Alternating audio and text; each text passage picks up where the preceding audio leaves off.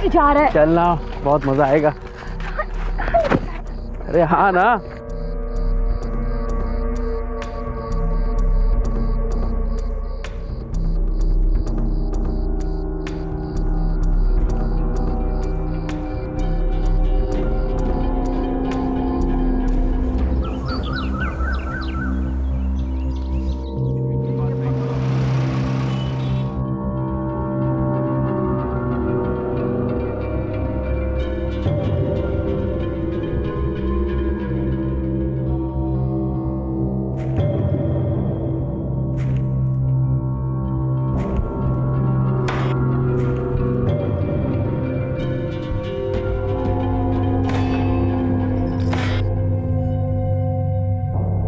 बाजरे की भाकरी और लाल रस्से वाला मटन। बबलू कब से पीछे पड़ा है, ज्यादा तीखा मत करना। हाँ, और देख ऐसे छोटे छोटे टुकड़े करना हमेशा।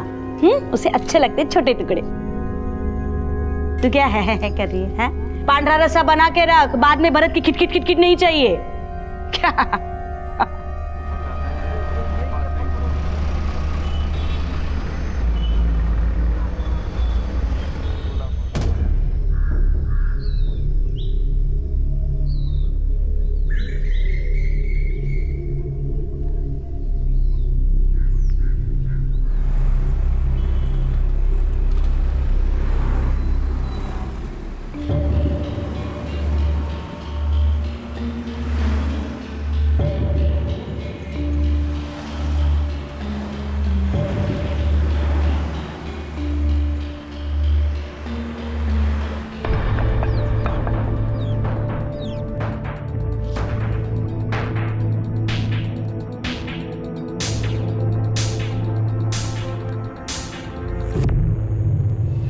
बाबा बाबा, आजोबा है, साथ में मेहमान भी है।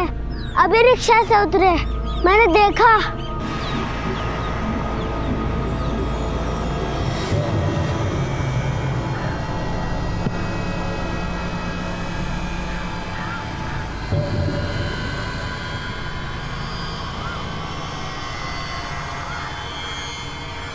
₹40 हो गए। आई ये देख। आई, बाबा उस औरत और उसके बेटे को लेके घर आए।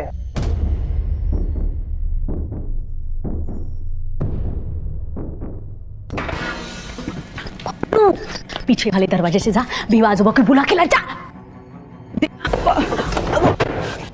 आई, अगर तुमने अपनी उस सौतन को आज अंदर लिया ना, तो देखना लाशें गिरेंगी। आओ एक बार फिर से सोच लो, ऐसा घर में जाना ठीक होगा क्या? सब लोग क्या कहेंगे? मुझे बहुत डर लग रहा है। क्यों डर रही है तू? हाँ, अरे ये मेरा घर है, यहाँ मेरी बात कोई टालेगा नहीं।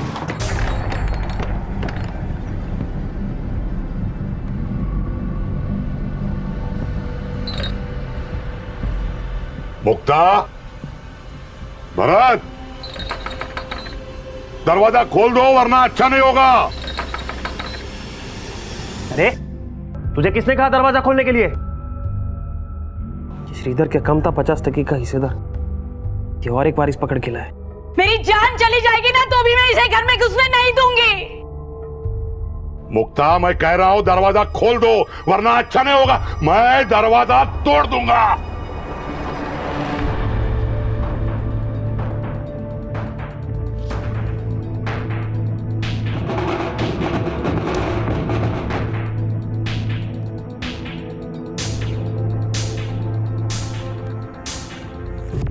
अरे क्या लड़कियों जैसे खेल रहे हो? कुछ जान नहीं इसमें। नीचे गिरा उसको,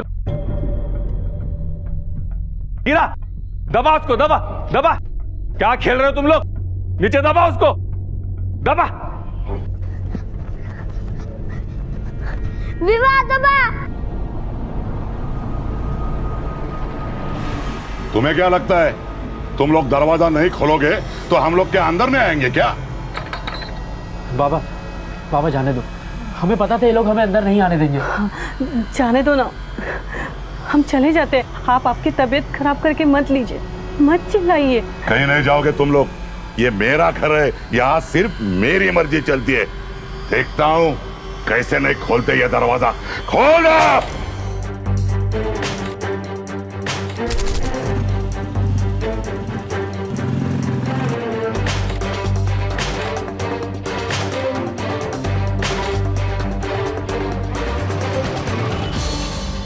बाबा बाबा जाने दीजिए। अरे कैसे जाने दो, आज तो यह दरवाजा मैं तोड़ के रखूंगा।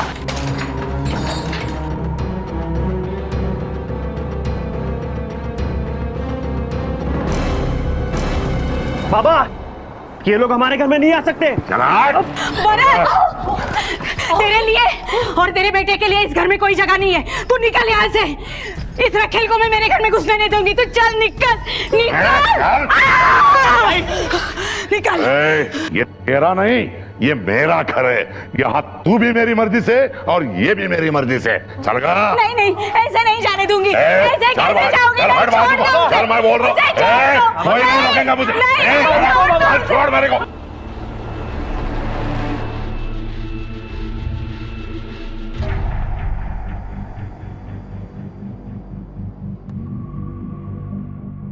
अरे अरे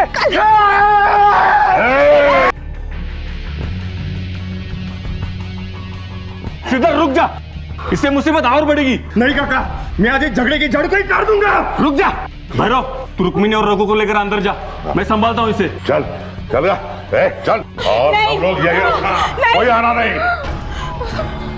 श्रीधर कुल्हाड़ी दे इधर, कुल्हाड़ी दे इधर। चल, पागल मत बन। देखो तुम लोग चिंता मत करो, मैं भैरव के साथ बात करता हूं, वो समझ जाएगा। नहीं काका, अगर वो समझते ना तो उनकी रकेल और नाजायज औलत को यहाँ नहीं लेके आते। उनको ना खुद की इज्जत की पड़ी है ना हमारी। चुप कर, गुस्से से बात और बढ़ेगी। इसके ऊपर हमें ठंडे दिमाग से सोचना। नहीं सोचना है काका, नहीं सोचना है। मैं उन दोनों को यहाँ पे नहीं रहने दूंगा, मैं मार दूंगा उन दोनों को। ईंट पत्थर से खड़ी की गई 4 दीवारों से घर नहीं बनता, वो सिर्फ मकान होता।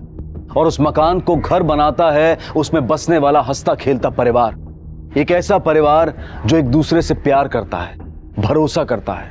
कुछ समय पहले तक भैरव पहलवान के घर में यह सब था, लेकिन रुक्मणी और रघु को घर लाने के फैसले ने भैरव के घर की नींव को हिलाकर रख दिया था।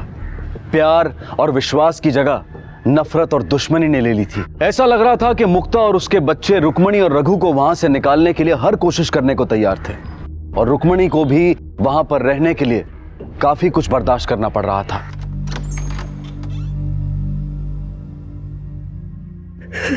क्या हुआ, क्यों रो रही है? किसी ने कुछ बोला क्या? अरे कुछ बोलो भी, कैसे समझेगा?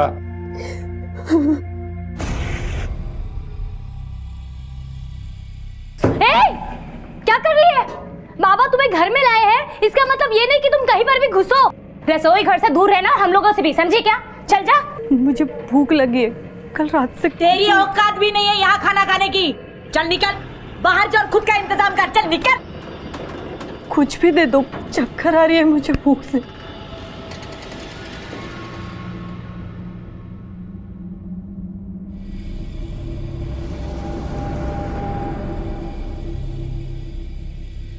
ले खा।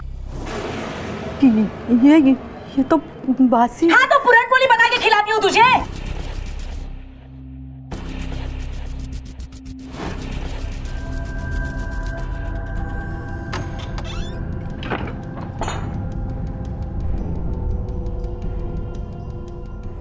क्या कर रहे हो?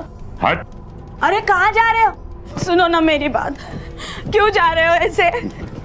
हाँ वहाँ मत जाओ। सुनो ना ऐसा क्यों कर रहे हो? तू क्या खड़ी है? चल अंदर, चल अंदर। सुनो ना, मत जाओ मत जाओ।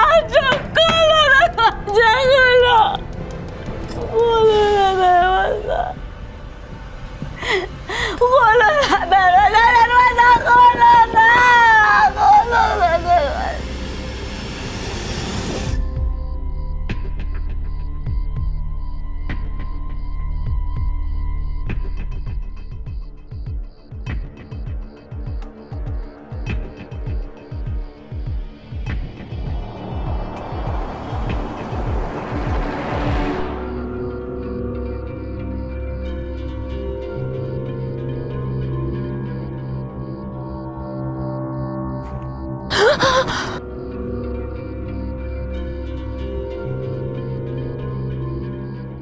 मुझे तड़पाने में बहुत मजा आता है ना।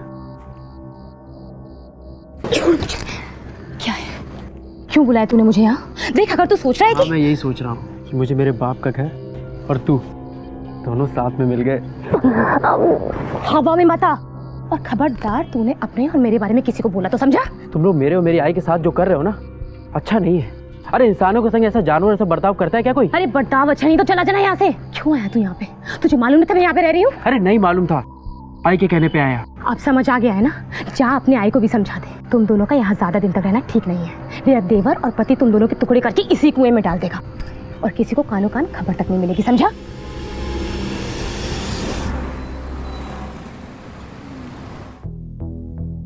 देखो, तुम्हें उस औरत से कोई खतरा नहीं, लेकिन उसके बेटे से खतरा है। भैरव जी से उनका खून का रिश्ता है और वो प्रॉपर्टी का हिस्सा मांग सकते हैं। अरे ऐसे कैसे उसका हिस्सा है सर? मेरे बाबा ने तो अब तक उस औरत से शादी भी नहीं की है। पर वो भैरव की औलाद है, कर सकते हैं ना साबित। हुआ ना वारिस, कोर्ट उसके हक में ही फैसला दे सकती है। बात कोर्ट तक जाएगी ही नहीं, मैं उसके पहले उसको मार दूंगा।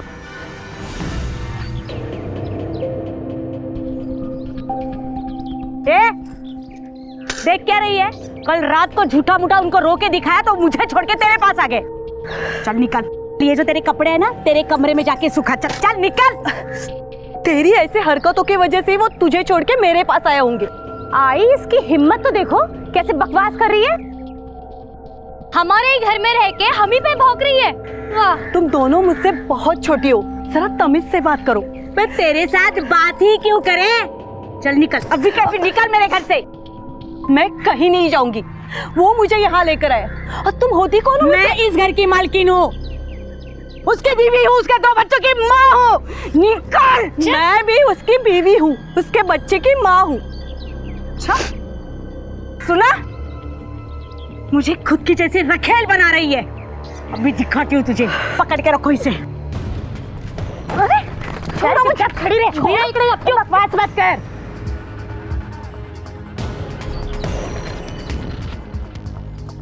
खड़ी रह चुपचाप, बकवास मत कर। सोड दे मला। आली कशाला इकडे? ये क्या करी है? देख अभी। खड़ी रह। अरे क्या कर रही हो? कपड़ों चुप रहे। अरे क्या करी? छोड़ मुझे। छोड़ो मुझे।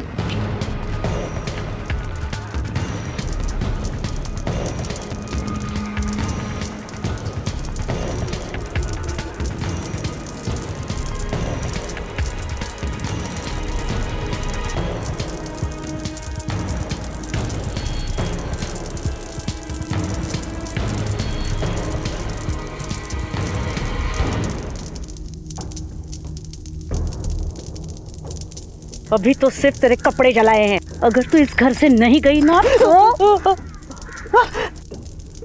समझी?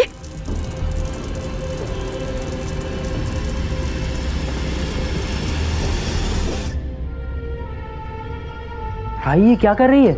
हम अब यहाँ नहीं रहेंगे। आई भागना बेवकूफी है। सुन आई, मेरी बात सुन। अरे पर रघु, आई बात सुन मेरी। आई मैं वकील के पास गया था, उसने मुझे बताया कि अगर मेरा बाबा के साथ खून का रिश्ता है तो जितना हक इस प्रॉपर्टी पे भरत और श्रीधर का है उतना ही हक मेरा भी है। आप समझिए आई, ये लोग हमसे इतना डरते क्यों हैं? क्योंकि उनको भी ये बात मालूम है, और मुझे मेरा हक तभी मिलेगा जब हमारा यहाँ कब्जा हो। अगर हम घर छोड़ के गए ना तो एक फूटी कौड़ी नहीं मिलेगी। अब देखना आई, मैं मेरा और तेरे अनादर का बदला कैसे लेता हूँ इनसे। जान का खतरा होने के बावजूद भी रघु और रुक्मणी ने भैरव पहलवान का घर नहीं छोड़ा, क्योंकि अब वो जान चुके थे कि जायदाद में उनका भी हिस्सा है, और अगर उन्होंने वो घर छोड़ दिया तो हो सकता है कि उन्हें वो हिस्सा ना मिले। भैरव के अलावा उन दोनों को वहां पर कोई नहीं देखना चाहता था। हालात बद से बदतर हो गए थे, झगड़े अब षड्यंत्र की शक्ल लेने लगे थे। और फिर एक दिन एक ऐसी घटना घटी जिसके बारे में शायद किसी ने भी नहीं सोचा होगा।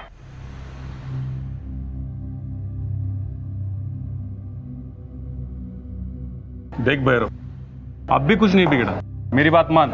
रुक्मिणी और रघु को कहीं दूर और जगह रख ले। शुरू से ही दूर थे, अब उन्हें घर लाया। विवाह, रुक्मिणी मेरी पत्नी है और रघु वो तो मेरा खून है, बेटा है मेरा।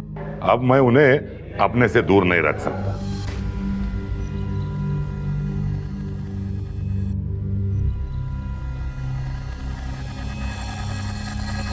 क्या तुझे दिख नहीं रहा है जो चल रहा है? अरे सब एक दूसरे के खून के प्यासे हो गए। तेरे इस खून के चक्कर में ना कभी किसी का खून ना बह जाए। बाबा बाबा बाबा, आई कल रात से गायब है। कहीं उन लोगों ने मेरी आई को... सबसे आखिरी बार किसने देखा था उन्हें? साहब, वो रोज शाम को मंदिर जाती थी। कल भी मैंने उनको मंदिर जाते वक्त देखा, लेकिन उसके बाद तो नहीं देखा। कहाँ गई होगी, कोई अंदाजा? गई होगी काशी यात्रा पे। साहब झूठ बोल रहे हैं ये लोग। जब से बाबा हमें यहाँ लेके आए, इन लोगों ने हमारा जीना हराम कर दिया है। अरे नहीं चाहिए हमें कुछ भी, मेरी आई वापस कर दो बस। साहब मुझे लगता है इन्होंने मेरी आई को मार दिया है। किस बिना पर ये इल्जाम लगा रहे हो तुम? क्या बात है? साहब 2 दिन पहले मैंने इनकी बातें सुनी थी।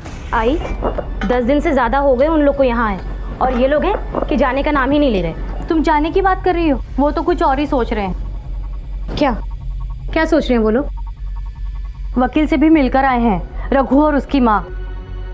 आई दोनों सलाह कर रहे थे कि घर में कब्जा करके हिस्सा मांगेंगे, और वकील ने कहा कि रघु भी वारिस है। उन दोनों को तो घर की धूल भी ना ले जाने दूं मैं। हिस्सा मांग के तो देखे, जहर दूंगी, दोनों को मार डालूंगी और पीछे वाले कुएं में फेंक दूंगी। सर, रुक्मिणी के बेटे रघु को परिवार पर शक है। उसका कहना है कि परिवार वालों ने उसे गायब किया। रुक्मिणी को गायब हुए अभी 2 दिन भी नहीं हुए हैं। हो सकता है कहीं चली गई हो किसी रिश्तेदार के पास। उसके फोन का स्टेटस क्या है? सर, फोन स्विच ऑफ आ रहा है। उसके फोन की लास्ट लोकेशन पता करो और उसकी फोटो आसपास के सारे पुलिस स्टेशन में भेज दो। Okay sir.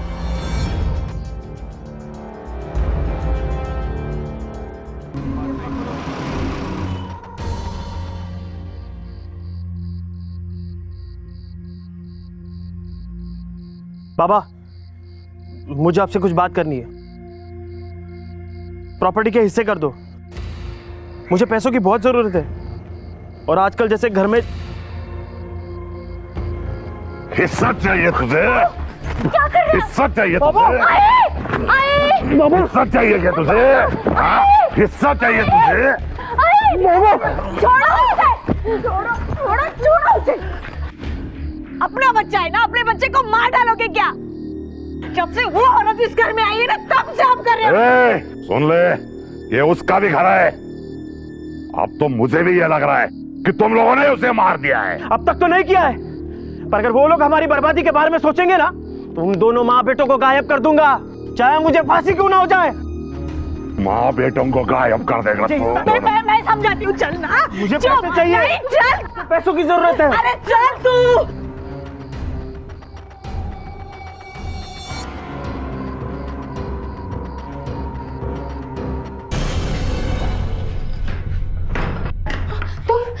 तुम निकलो यहाँ से। यहाँ क्या कर रहे हो तुम? जाओ, निकलो। चुप। मेरी बात सुन, मेरी आई को कहाँ रखा है तुम लोगों ने? कहाँ है मेरी आई? मुझे नहीं पता, रखो, बकवास मत करो। कोई तुम्हें यहाँ देख लेगा तो गड़बड़ हो जाएगी। जाओ यहाँ से। मेरी बात सुन, अगर मेरी आई को कुछ हुआ या तेरे पति का हाथ हुआ ना इसमें, तेरे मेरे बीच में जो भी है ना, सारी दुनिया को चिल्ला के बता दूंगा। फिर देखता हूँ कि तुम जैसे इज्जतदार लोगों की इज्जत का क्या होता है। जी?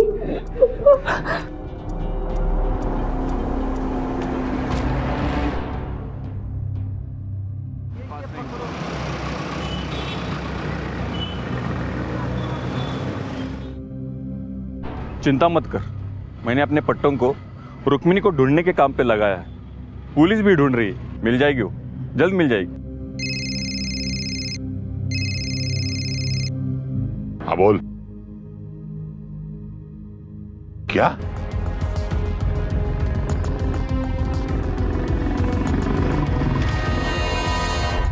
क्या हुआ था आपके साथ, कुछ याद है? हाँ सब, उस दिन मैं मंदिर से वापस आ रही थी, मेरा फ़ोन बज गया। किसी ने मुझे फ़ोन पे बताया कि रघु का रंकाले के पास एक्सीडेंट हो गया है। मैंने उससे उसका नाम पूछा तो उसने नाम बिना बताए फ़ोन काट दिया। मैं बहुत डर गई थी साहब। मैं रंकाले की तरफ भागी। मैं वहाँ से जा ही रही थी कि रघु रघु रघु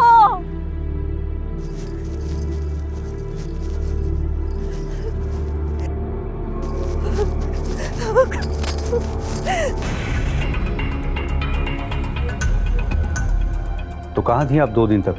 एक दिन तक मैं उसी खेत में बेहोश पड़ी रही। फिर अगले दिन उसी खेत के मजदूरों ने मुझे उठाया और अपने झोपड़ी में लेके गए।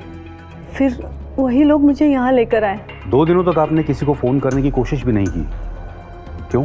साहब, उसी दिन से मेरा फोन गायब था। मैं कैसे किसको फोन करती साहब? फोन का लास्ट लोकेशन पता किया? सर ये सच बोल रही है, क्योंकि जो लास्ट नंबर आया था वो स्टेशन के सामने वाले पीसीओ का नंबर था। हमने पूछताछ की पर 2 दिन पहले यहाँ से कॉल की गई थी। मुझे उसके सारे कॉल डिटेल्स चाहिए। 2 दिन पहले दुकान पर कौन था? मैं ये पीसीओ संभालता हूँ। यहाँ तो लोग बहुत आते जाते हैं, कैसा पता चलेगा किसने कॉल किया? और मैं तो अंधा हूँ, मैं कैसे बता सकता हूँ आपको?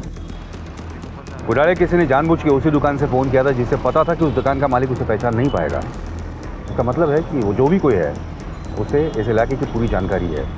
वो ये भी जानता है कि रुक्मिणी शाम को मंदिर जाती है। घोटाले कोई घर का ही आदमी है। सर लेकिन हमारे पास कोई एविडेंस तो है नहीं। कोई बात नहीं, आज नहीं है, कल ज़रूर मिलेगा।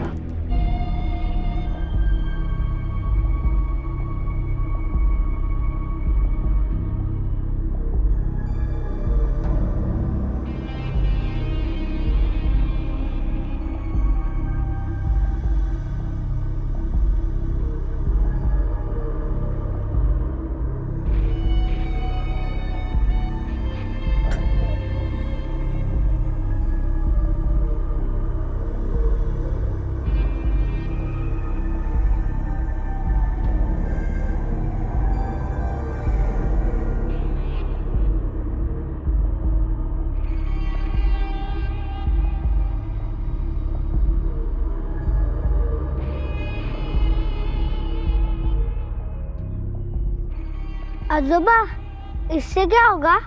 तेरी छोटी आजी को जिस भूत ने मारा ना, उसके लिए है। मतलब बाबा के लिए? तेरे बाबा ने मारा है छोटी आजी को? हाँ। तुझे कैसे पता?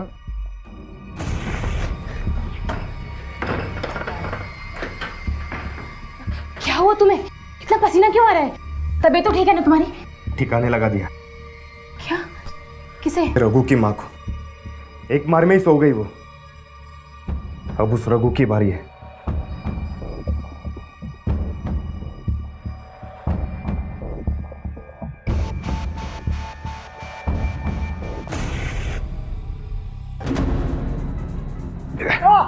इतनी चर्बी चढ़ी है ना तो मुझसे लड़ना। उठ उठ। क्या कर रहे हो? अरे छोड़ो उसे।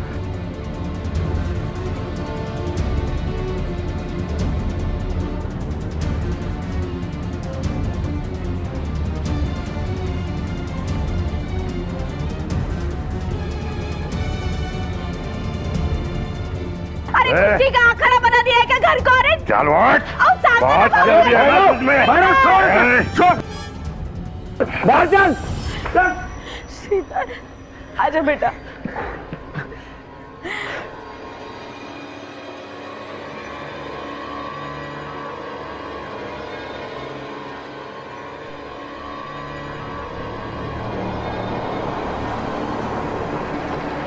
भैरव का घर अखाड़ा बन गया था।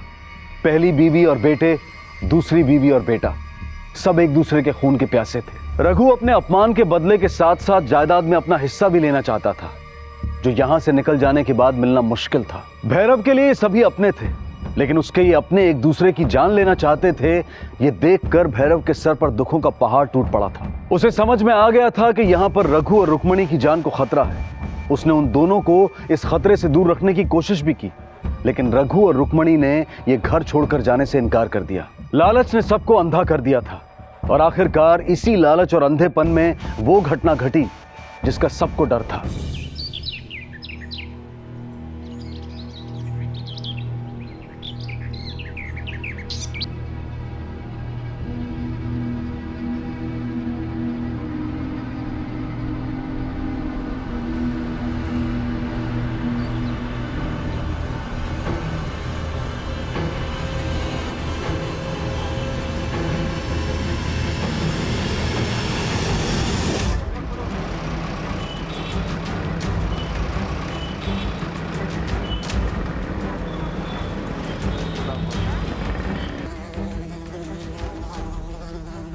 सर ये तो भैरव पहलवान का बेटा है। कुछ मिला इसके आसपास? नहीं सर, मोबाइल पर्स वगैरह सब गायब है। शिंदे सर, इसका पंचनामा करो और बॉडी पोस्टमार्टम के लिए भेज दो। और आसपास के लोगों से पूछताछ करो, किसी ने शायद कुछ देखा हो। Okay sir.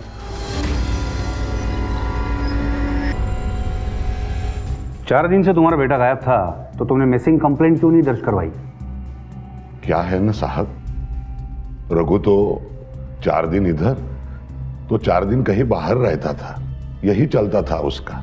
छोटे मोटे ठेके उठाता था, तो कभी आता था कभी जाता था। आज नहीं तो कल उसके साथ ये होना ही था। घर के बाहर भी काफी लफड़े थे साहब उसके। मतलब घर में भी लफड़े थे उसके? किसके साथ?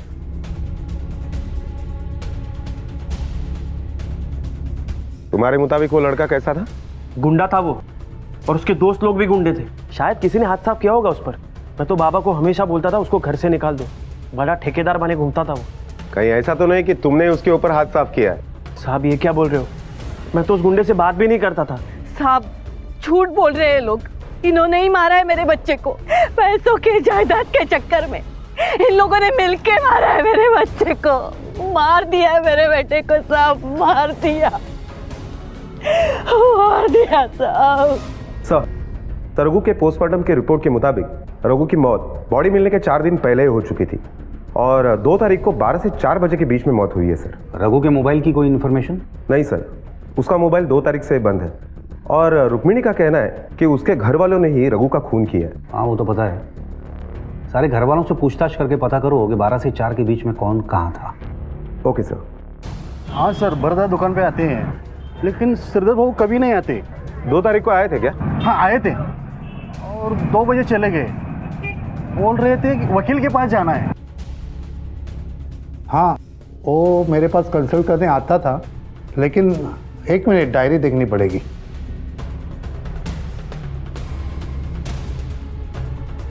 हाँ, लेकिन 2 तारीख को नहीं आए थे। चल बता, 2 तारीख को 2 बजे कहाँ था तू? साहब मेरी वकील के साथ अपॉइंटमेंट थी, मैं वहीं पे गया था। अब सच बता, तेरे वकील को पूछा था, तू वहां नहीं था। कहाँ था तू? सब मैं वो बारी में तमाशा देखने गया था। चाहे तो वहाँ के मैनेजर को पूछ लो साहब। तो पहले झूठ क्यों बोला? सब वो बीवी को अच्छा नहीं लगता मैं तमाशा देखने जाता हूँ, इसीलिए झूठ बोला। अब सच बता, रघु को किसने मारा? सब वो श्रीधर ने मारा है उसको। तेरे को कैसे मालूम? सब क्योंकि मैंने उसकी बीवी को और रघु को साथ में देख लिया था।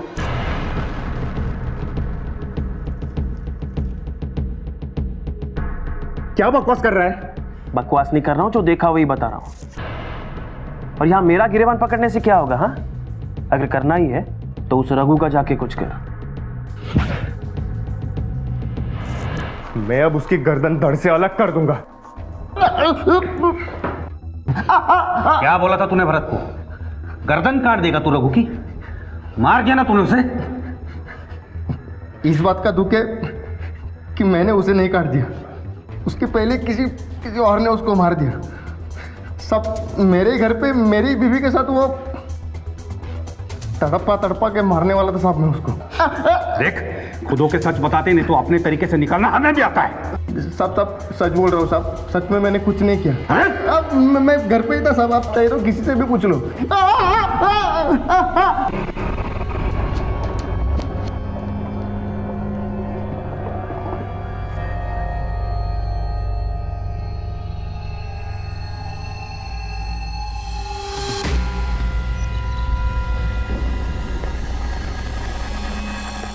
बबलू, ये देखो तुम्हारे लिए क्या लाया हूँ, चॉकलेट। तुम्हें अच्छी लगती है ना? और चाहिए? ये देखो और भी है, लेकिन इसके लिए तुम्हें मुझे कुछ बताना पड़ेगा। बताओगे ना? आपने मेरे पति को क्यों जेल में रखा हुआ है? छोड़ दीजिए उन्हें, उन्होंने रघु को नहीं मारा है। वो उस वक्त घर पे ही थे। बताया मैं, वो घर पे ही था, बबलू ने बताया हमें। लेकिन बबलू ने हमें कुछ और भी बताया। बाबा मेरे साथ खेल रहे थे, आई बाहर गई थी। तो बता, कहाँ गई थी तू 2 से 4 के बीच में? साहब देख, छुपाने का कोई फायदा नहीं है। हमें पता है कि तुम्हारे और रघु के बीच में क्या चल रहा है। बोल, कहाँ थी 2 से 4 के बीच में? साहब, हमारे बारे में मेरे पति को सब पता चल चुका था और उस रात जब मैं कमरे में गई तो वो बहुत गुस्सा करने लगे। मुझे बहुत मारा उन्होंने, चिल्लाने लगा मेरे ऊपर और उसने बोला कि वो रघु को मार डालेगा, नहीं छोड़ेगा। मैं बहुत डर गई थी। मैं उस दिन रघु से ही मिलने गई थी, ये कहने कि वो ये घर छोड़ दे। रघु, मैं मजाक नहीं कर रही हूँ, सच बोल रही हूँ। तू चला जा यहाँ से वरना मेरा पति तुझे मार डालेगा। उसे सब कुछ पता चल चुका है मेरे और तेरे बारे में। हाँ, तो मैंने भी चूड़ियाँ नहीं पहन रखी है। अभी तो टाइम आया है मेरी और मेरी आई की जो बेइज्जती तुम लोगों ने की है उसका बदला लेने का। जाके बोल देना अपने पति को, डरता नहीं हूँ उससे, समझी? रघु सुन तो, रघु। अब एक आखिरी सवाल, खेत में रुक्मिणी पे जो हमला हुआ था वो तुम्हारे पति ने ही किया था ना? पुलिस ने रुक्मिणी के केस के तार तो जोड़ लिए थे, लेकिन रघु के कत्ल की गुत्थी अब भी अनसुलझी थी। एक बात तो साफ थी कि अगर श्रीधर रुक्मिणी पर जानलेवा हमला कर सकता था तो वो रघु की जान भी ले सकता था, लेकिन कत्ल के समय श्रीधर अपने घर पर अपने बच्चे के साथ था। यह भी साबित हो चुका था कि भरत तमाशा देखने गया था और मालती घर के बाहर थी, लेकिन सिर्फ कुछ देर के लिए। मुक्ता घर पर थी, भैरव और भीवा अखाड़े में थे। तो फिर रघु को किसने मारा था? और उसी वक्त पुलिस को अचानक एक पुख्ता सुराग मिला। सर एक कुमार है, रघु का दोस्त। पिछले 10 दिन बाद अभी दिल्ली से आया हूँ। आने के बाद पता चला कि रघु का खून हो गया है। जहाँ तक मुझे याद है, मैंने पिछले 2 तारीख को उसे देखा था जब मैं दिल्ली जा रहा था। साहब, रघु पीछे बैठा था। बाइक कौन चला रहा था ये मैंने देखा नहीं, मतलब मैंने इतना ध्यान नहीं दिया। और मुझे क्या पता कि मैं आखिरी बार रघु को देख रहा हूँ। बाइक तो पता होगी, कौन सी थी? घर में सिर्फ एक ही मोटरसाइकिल है जो सुबह 11 बजे अखाड़े जाती है और शाम को 5 बजे घर वापस आती है। बस इतनी ही चलती है वो। और ये गाड़ी कौन चलाता है? विवाह बहू, क्योंकि मेरे पति के घुटनों में दर्द है ना, नहीं चला सकते। सिर्फ अखाड़े जाते हैं या और कहीं? कभी लेट नहीं हुए 1-2 दिन आगे पीछे? नहीं, हाँ मतलब 2 हफ्ते पहले, हाँ 2 हफ्ते पहले ही वो शाम को 7 बजे वापस आए थे। सिर्फ भैरव पहलवान या भीवा भी? नहीं, दोनों। सिर्फ भीवा के अलावा ये गाड़ी और कोई चलाता है? तुम्हारे बेटे वगैरह? ये अपनी मोटरसाइकिल किसी और को चलाने नहीं देते, सिर्फ विवाह बहू। क्या वो भीवा पहलवान की गाड़ी यहाँ सर्विस के लिए आती है? हाँ सब, व्यवस्था गाड़ी इधर ही सर्विसिंग करवाते हैं। महीने में एक बार तो आती है। पिछले महीने आई थी? हाँ आए तो थे। किलोमीटर तो चेक किए होंगे ना? हाँ साहब। रजिस्टर दिखाओ। 1 मिनट साहब, ये देखो।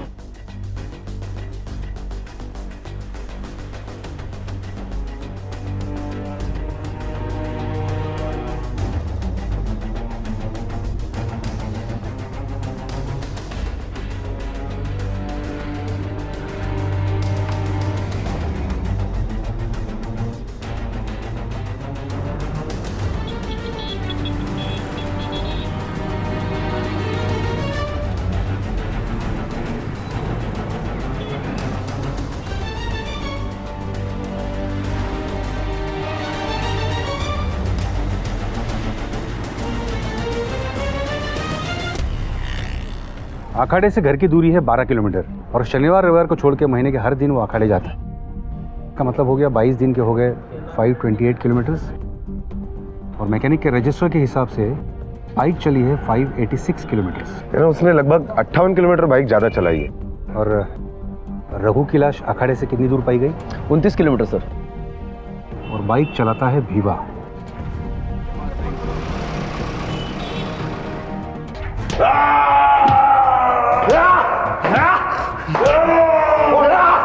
बोलो, किसने मारा तुम दोनों में से? बोलना शुरू करो। देखो इंस्पेक्टर साहब, ऐसे आप जबरदस्ती हमसे कुछ भी नहीं बुलवा सकते। अगर मेरे पट्टों को पता चल गया ना तो ये पूरा पुलिस स्टेशन जला के राख कर देंगे। जलाएंगे? हाँ जलाएंगे। बता रहे हम बता रहे हैं। छोड़ दो हमें, हमको छोड़ दो।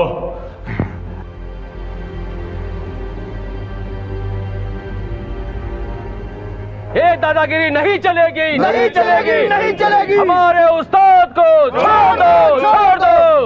क्या चल रहा है ये सब? अगर हमारे उस्ताद को आपने उंगली भी लगाई तो ये पुलिस स्टेशन जलाकर राख कर देंगे। देखो आप लोग जो समझ रहे हो वैसा कुछ भी नहीं है, ये सिर्फ एक रूटीन पूछताछ है। अच्छा अंड्रे, ये हमारे उस्ताद का डिब्बा है, उनको दे देना, क्योंकि हमारे उस्ताद को हर 2 घंटे में कुछ खाने के लिए लगता है। अगर नहीं मिला तो वो भड़कते हैं, इसलिए पहुंचा देना। ठीक है, हम उन्हें दे देंगे, आप फिक्र मत कीजिए। अरे तुम लोग जो ये खाना खा रहे हो वो मेरा खाना है। अरे भूख लगी है मुझे, मेरा खाना मुझे दे दो।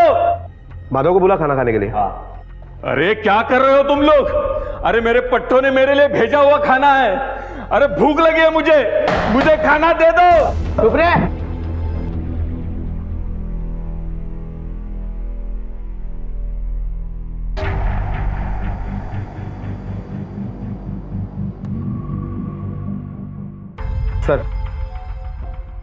सर 12 घंटे हो गए, दोनों को कुछ खाने को नहीं दिया है। भैरव अभी भी शांत है, लेकिन भीवा चिल्ला रहा है खाना खाने के लिए। चिल्लाने दे।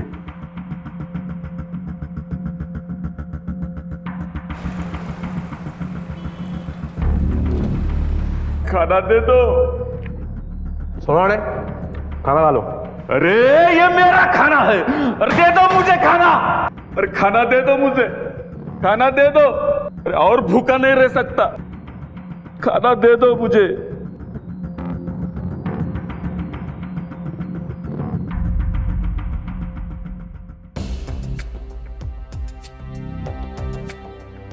सर दोनों को भूखा रखे लगभग 24 घंटे हो गए। भीवा अब भी कुछ कह नहीं रहा है सिवाय खाना मांगने के।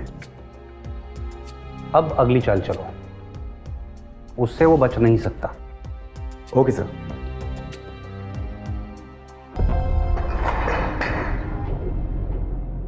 चलो चलो बाहर चलो। भैरव जाओ, तुम्हें छोड़ देते हैं, तुम्हारी जमानत हो गई। क्या? अरे साहब उसे क्यों छोड़ रहे हो? मुझे क्यों यहां पर रखा है? मुझे भी छोड़ दो साहब। अरे उसके घर वाले हैं, उन्होंने जमानत दे दी इसलिए छोड़ रहे हो उसे। तुम्हारा कौन है? तुम सड़ो यहीं पर भूखे, और 2 दिन तक तुम्हें खाना नहीं मिलेगा। अरे भैरव कुछ खाएगा? अरे भैरव के लिए कुछ लेके आओ। अरे साहब मैं बता दो खून किसने किया है साहब, मुझे खाना दे दो।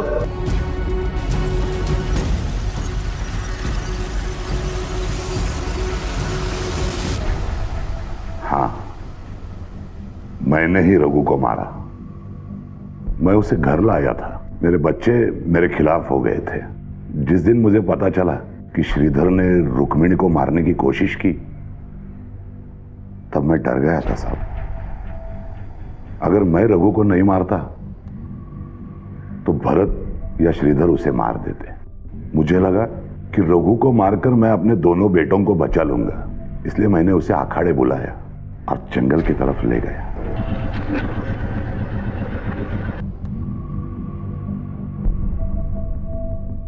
रघु। हाँ बाबा। वो देख जामुन का पेड़, डायबिटीज के लिए अच्छा होता है। तेरी आई के लिए लेके जाएंगे। तू एक काम कर, तू जामुन तोड़, जब तक मैं एक गाड़ी लगा कर आता हूं। ठीक है बाबा।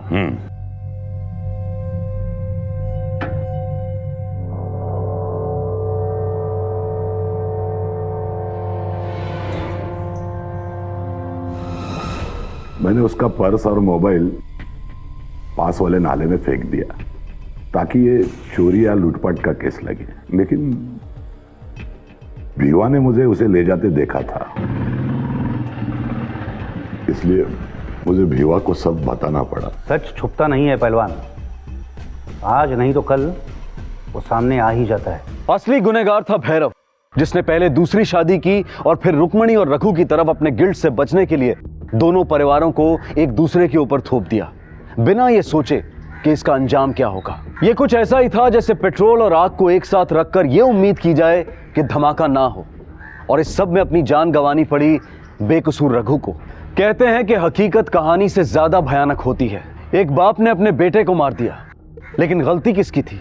क्या मुक्ता और उसके बच्चों की, जिनके सर पर एक वारिस लाकर खड़ा कर दिया गया, या फिर रघु की, जो अपने पिता के साथ एक सम्मान की जिंदगी जीना चाहता था। भैरव ने एक गलती को छुपाने के लिए इतनी बड़ी गलती की कि सब कुछ तबाह हो गया और भैरव आज सलाखों के पीछे है। रुक्मणी को भैरव के बेटों ने घर से निकाल दिया।